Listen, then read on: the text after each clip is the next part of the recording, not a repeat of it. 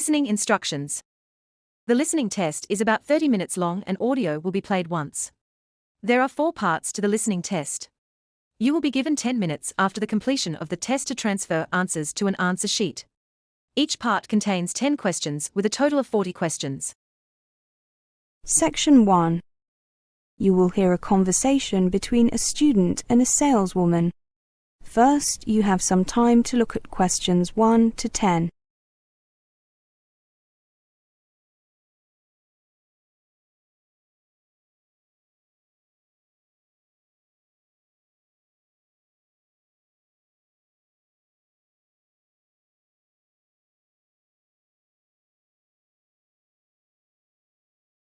Now listen carefully and answer questions 1 to 10. Hello, my name is Garcia. I phoned earlier about finding accommodation. Ah, yes, Mr. Garcia, I took your call. Please take a seat. You said on the phone that you are studying at the university. That's right. I'm currently in University Digs, but I have decided to move out. May I ask why? Well, the accommodation itself is fine, very nice in fact, but it's catered accommodation, and I find having to have my meals at fixed times somewhat restrictive. I tried to get into self-catering accommodation, but there's very little of that available, and as I will be a second-year student next academic year, I wasn't given a place. I see. We have many students coming to us who are in the same situation. Do you intend to live alone or share with someone? I have 2 friends, from Spain and from Colombia, who would like to share with me. We thought it would be a good idea to rent a small house together. Does that sound sensible to you? Sure. In fact, I recommend it. Where are you from, Mr. Garcia? I'm from Mexico. Really? I went there on holiday last year. Lovely. So, you're looking for a 3-bedroom house? How about a flat? Would that be okay? Yes, that would be fine too. But if the rents are roughly the same, we'd prefer a house with a small garden, just somewhere where we can sit outside in the sunshine. Of course. We do have houses, but more flats are available at the moment. Is there any particular area you'd like to live in? Obviously, we'd like to be close to the university if possible, but not too close.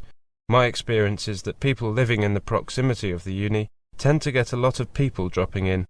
We'd like to avoid that. I understand. Places further from the uni are also a little cheaper in general.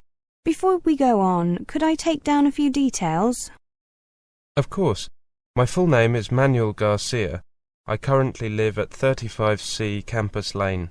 Thank you. And your telephone number and email address? My mobile number is 0453 672 348. My email address is garcianuk@email.uk. How old are you and your future housemates? I'm 19. My friends are 19 and 20. And are you all male? Yes. Smokers? No. Okay, how much would you be prepared to pay altogether? We heard that £200 to £250 a month would be possible. Yes, that's about right. Accommodation in this town is below the average for the country as a whole. I'd recommend something closer to £250, since the lower paid accommodation can be rather poor quality. Yes, it's important to feel good in a home. We intend to move in at the beginning of July. We've all got placements over the summer holiday. That's good. A lot of landlords will offer a small discount if they know that you'll be there throughout the year. I think we'll find something decent for around £230 a month. I should point out that utilities are not included. I understand. We expected that. By the way, we understand that you will charge us a fee for arranging accommodation. Is that correct? Yes, it is. We charge you half a month's rent and the landlord half a month's rent. That includes the cost of drawing up a rental agreement. All our landlords require a deposit of a month's rent, payable with the first month's rent, upon signing the agreement. That's fine. Now, I'll just write down the kind of place you're looking for. I don't think that'll be a problem. Do you have any other requirements? Let me think for a minute. Oh, of course, how could I forget? It must be furnished. We don't mind buying kitchen utensils. A TV, yes, we'll need that.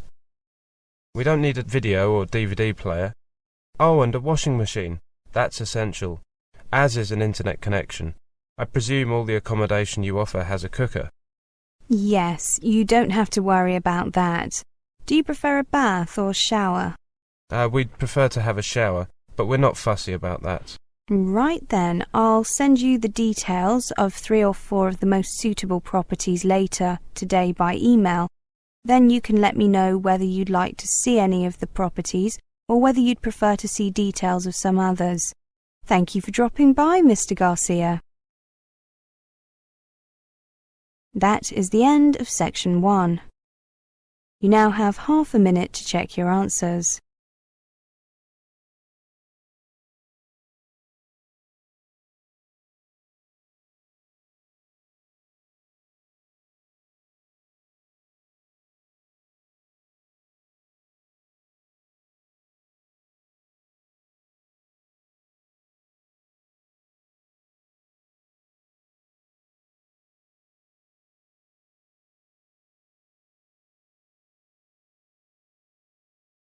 Now turn to section 2.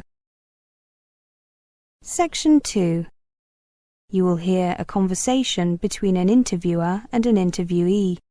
First, you have some time to look at questions 11 to 20.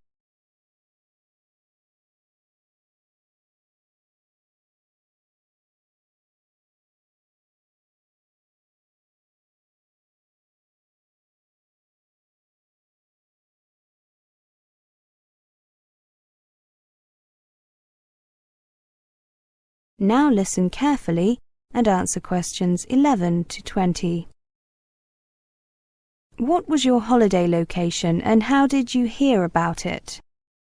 My holiday location was Wairara in New Zealand. It is a thermal spa resort. I was there last year with my parents, my sister, and a couple of friends of my parents. My father and my little sister, who inherited the medical problems from my father, need to go to a thermal spa every year for treatment. They used to go to the Polynesian spa in Rotorua, another famous resort in New Zealand, but last year they decided that they fancied a change. I had never gone with them to a spa because I preferred to spend my holiday at home or go to other places, but last year, when they changed the location, I decided to go with them. I also decided to go because my sister really wanted me to go with her. My parents found out about this location from some of the people they met in Rotorua. These people said that they were more satisfied with the accommodation and facilities at the Wairara Spa. So my parents were curious, and when they returned home they asked me to search on the internet for some information. They were impressed with the information I found, and it was then that they decided to plan a trip there. So you went with your family and your parents' friends? Yes. I travelled with my parents, my little sister and some family friends with their 3 children, so that altogether we were 9 people. I was lucky because in the other family there was a boy 1 year older than me, so I had someone to pass the time with and have some fun. There were a lot of elderly people and kids at the spa town, so I was happy that he was with me. We had similar interests.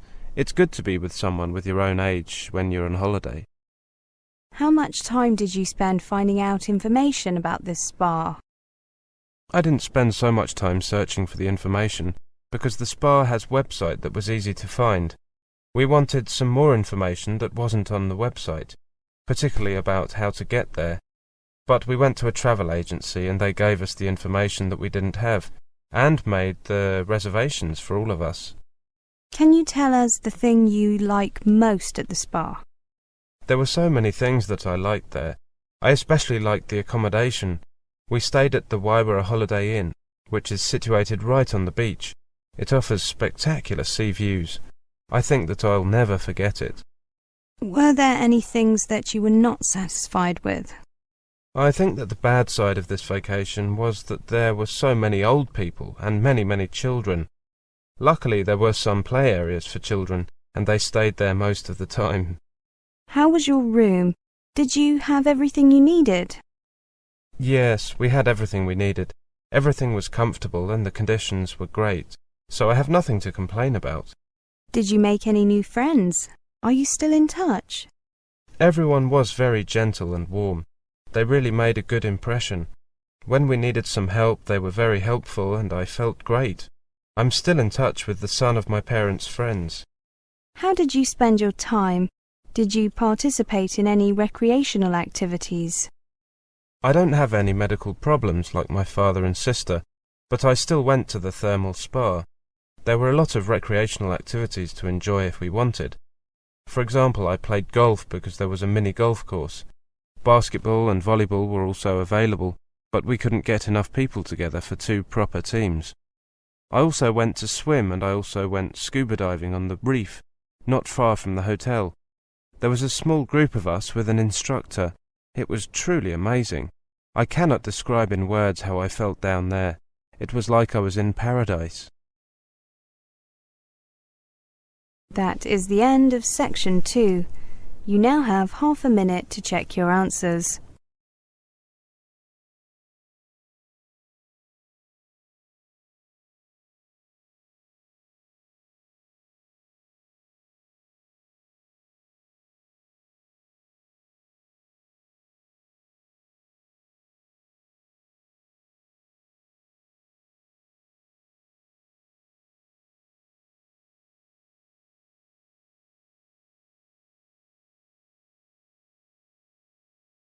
Now turn to section 3.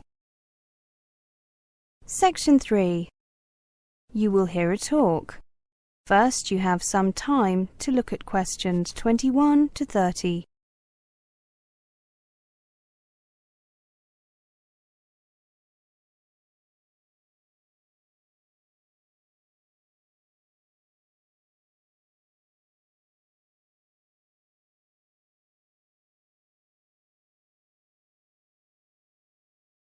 Now listen carefully and answer questions 21 to 30.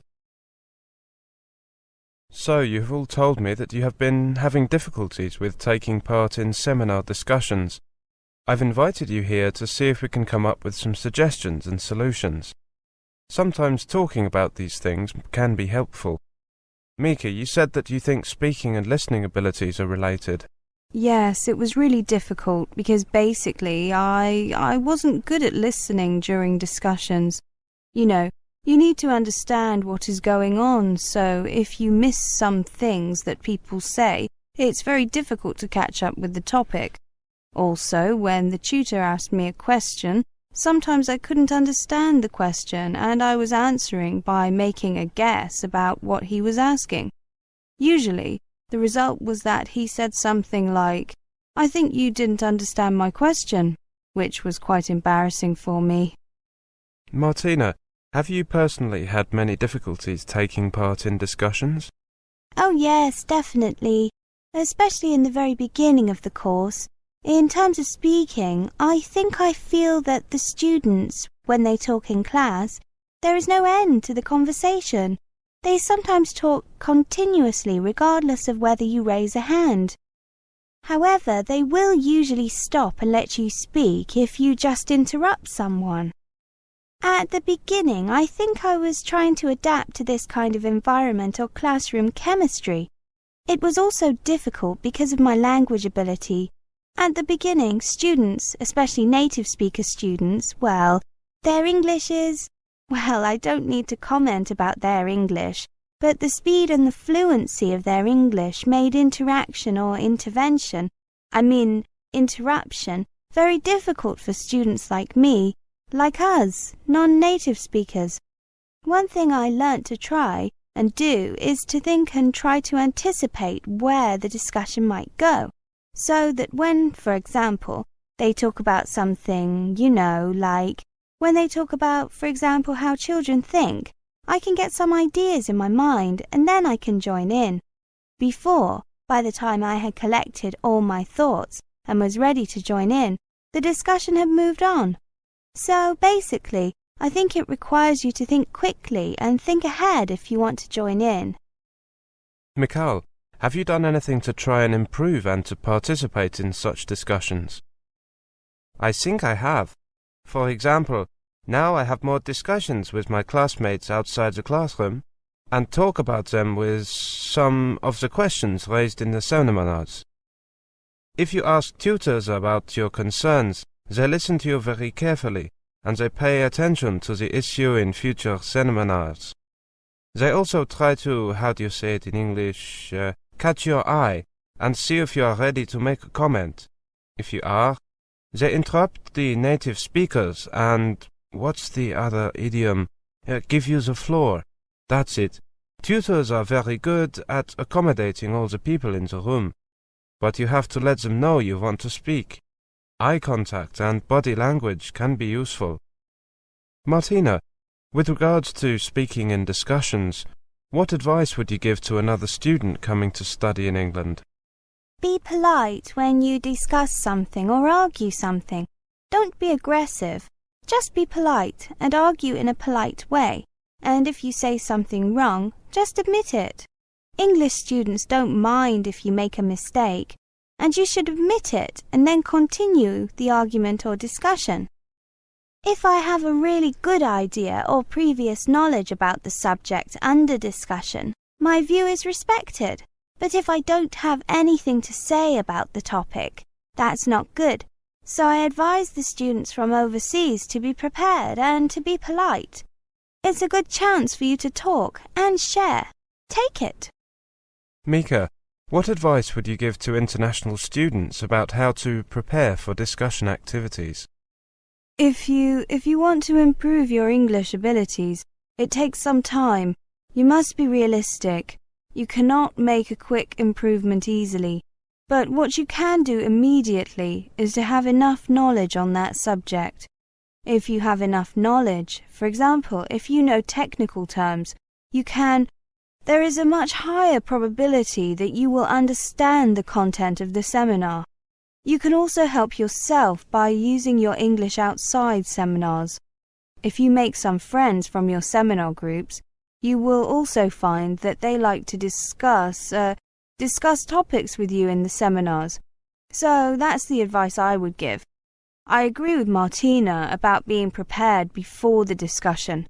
I find that English students are very interested in how things are done or tackled in other countries. However, they can be impatient if you take too long to express yourself. Well, thank you very much. I hope that's given you a few ideas. Now, there is something else I can suggest.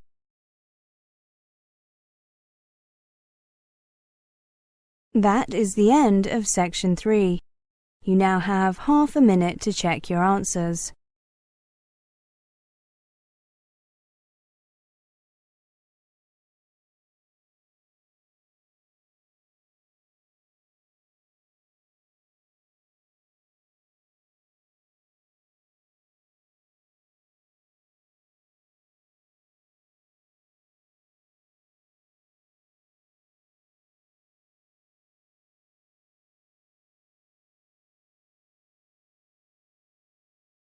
Now turn to section 4.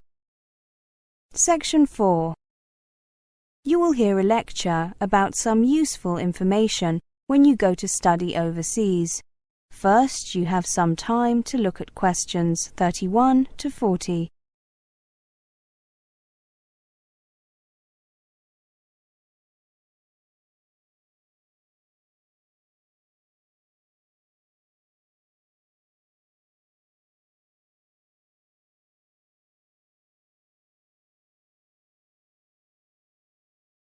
Now listen carefully and answer questions 31 to 40.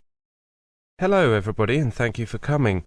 I know that you're all very busy at this time, but I hope that by coming to this talk, you'll at least get some useful information for when you go to study overseas.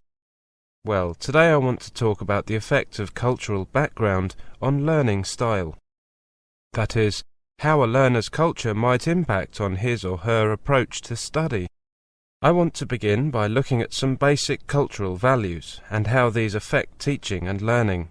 I'll then go on to present evidence which shows that approaches to learning which are acceptable in one culture may not be acceptable in another. If you have any questions, I'd be happy to answer them at the end of the talk. Now, I want to start by introducing the two concepts. They are actually contrasting concepts. These are conserving and extending cultures. What do these terms mean? Experts have categorized cultures as being either basically conserving or extending in their attitude to the transmission of knowledge. Let me give you an example to try to make this clear.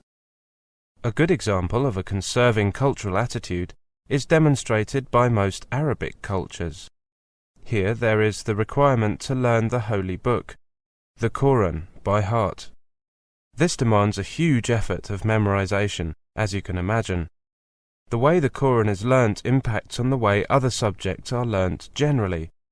It might also have an effect on learners' perception of what constitutes an acceptable teaching style. By this I mean that the unquestioning acceptance of the messages in the Quran and the concentration and repetition necessary to memorize those messages are transferred to the learning of school subjects and to the expectations students have on teachers. That's Arab culture. Let's turn now to Chinese culture. There is evidence to suggest that Chinese culture is conserving in nature. For example, keeping quiet in the classroom, listening to the teacher, not talking to other students, not interacting. These tend to characterize the Chinese classroom. As a result, Chinese learners do not develop argumentation skills as quickly as their American counterparts. American students tend to be actively encouraged to question their teachers, their materials, and to interact with other classmates. However, I have to say, in the interests of balance, that Chinese students tend to work with greater concentration. But this is not the point I'm trying to make. The point is that some cultures display a conserving attitude to teaching and learning, while others display a more extending attitude to learning. Now, the memorization and non-interactive styles of learning encouraged, for example, in Arab and Chinese cultures, may disadvantage learners, at least initially, when they progress from secondary school to university. Why is this? Well, it's because universities worldwide are increasingly adopting, with a few local variations, the Western requirement for students to show argumentation skills in written assignments and effective interpersonal skills in tutorials and seminars. In other words, the world model for university teaching and learning is now the Western model, the interactive model, if you like. Now, of course, students from conserving backgrounds who go on to study in an extending culture will obviously need to adapt to a different learning style to accommodate to the new conditions. This, unsurprisingly, can often prove to be a painful process. However, such learners are able to make the transition quite successfully, with guidance from academic staff and a lot of determination from their own part to unlearn or dismantle the study-related approaches and strategies acquired in their own cultures. Let me give you some examples from real life to try to illuminate this issue. I've put these on slides. Now let's look at the comments made by 3 Asian students who found the Western university system of teaching and learning very different from their previous experience. If you just look at the screen, I've put these comments on slides, as I said. This is what a Chinese undergraduate from Shanghai studying at an Australian university had to say. Generally, many of us are trained in a system where you don't contribute much to classroom discussions. Some students even hesitate to ask questions from lecturers. Here's what a master's student from Japan studying at an English university in London had to say. In Japanese culture and education, the emphasis on training seems to be on intuition rather than logical construction of arguments. This makes it much harder to study at my British university. Finally, let's take a look at the comments by an Indian research student studying at an American university. One problem was getting used to the American system, where a student is expected to find out for herself or himself the requirements and facilities of the university. This contrasts with the system at home, whereby a person, generally the lecturer or supervisor, is responsible for the needs of the student. To sum up then, there is certainly evidence to show that the cultural values of a society affect the way that society's educational institutions function and how the teaching in them is carried out, while ensuring the continuation of cultural identity and solidarity. The existence of culturally determined patterns of teaching and learning means that individual learning style, the way a learner would prefer to learn, is largely ignored in classrooms around the world. Well, that's all I want to say for the moment. I hope you'll find what I've said interesting and useful when you go overseas to study. Are there any questions? That is the end of section 4. You now have half a minute to check your answers.